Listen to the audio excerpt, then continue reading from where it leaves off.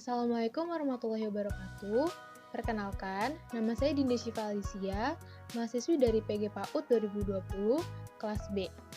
Pada kesempatan kali ini, saya akan menjelaskan tentang sejarah Pancasila, mulai dari urgensi Pancasila, sidang BPUPKI dan PPKI, yang menjelaskan tentang pengesahan Pancasila sebagai dasar negara, dan pentingnya Pancasila pada masa saat ini yang relevan dengan konteks sejarah sebelumnya.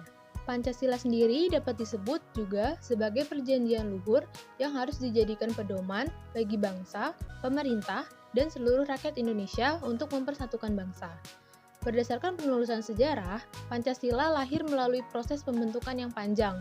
Hal ini didasari dengan sejarah perjuangan bangsa yang melihat pengalaman dari bangsa lain, di mana Pancasila dipahami oleh adanya gagasan-gagasan besar dunia, namun tetap menjunjung kepribadian dan gagasan-gagasan besar bangsa Indonesia itu sendiri.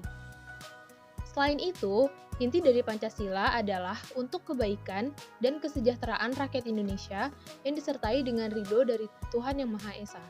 Proses sejarah Pancasila setidaknya dimulai sejak awal tahun 1900-an, di mana rakyat Indonesia yang terus mendesak kepada pihak Jepang untuk memberikan kemerdekaan.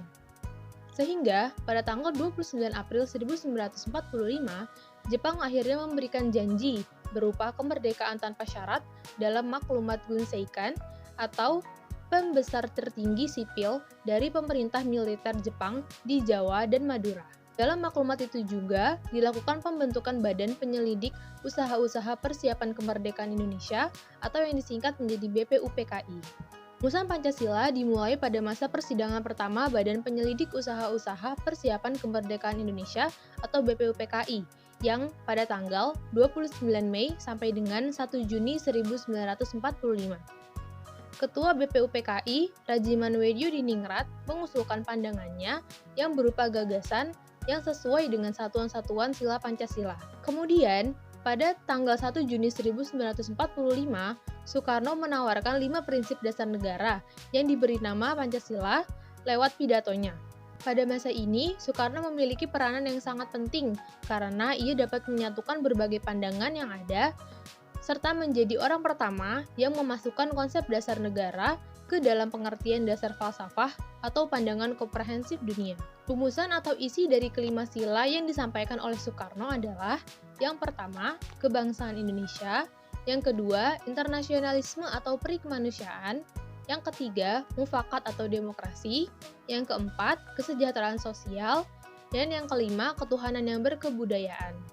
Pada masa akhir sidang pertama, BPUPKI membentuk panitia kecil yang diberi nama Panitia 8, yang tugasnya untuk mengumpulkan usul-usul dari para anggota yang nantinya akan dibahas pada sidang berikutnya. Soekarno lalu membentuk Panitia 9 yang bertugas untuk membahas usul-usul perumusan negara untuk membuat rancangan pembukaan Undang-Undang Dasar Negara Republik Indonesia tahun 1945.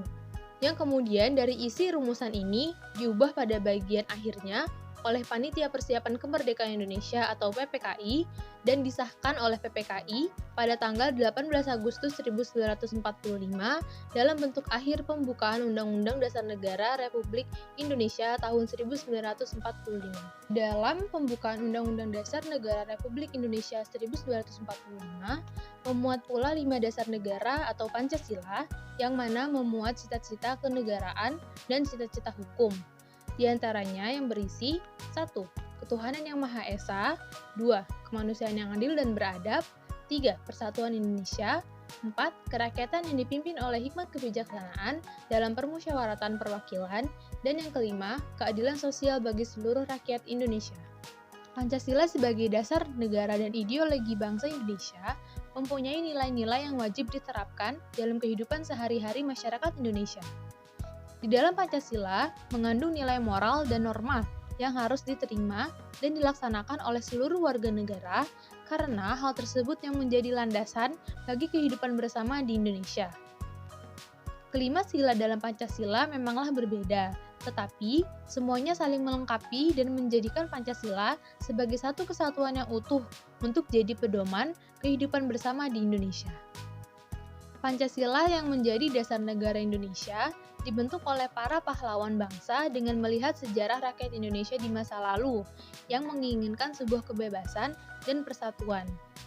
Karena banyaknya keberagaman di Indonesia, baik itu agama, suku, budaya, dan kondisi demografis Indonesia yang berbentuk kepulauan yang sangat luas, maka peranan Pancasila perlulah diterapkan ke dalam setiap aspek kehidupan sehari-hari masyarakat yang bertujuan untuk menghindari perpecahan di dalam masyarakat Indonesia itu sendiri.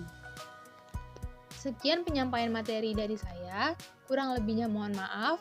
Terima kasih sudah menonton. Wassalamualaikum warahmatullahi wabarakatuh.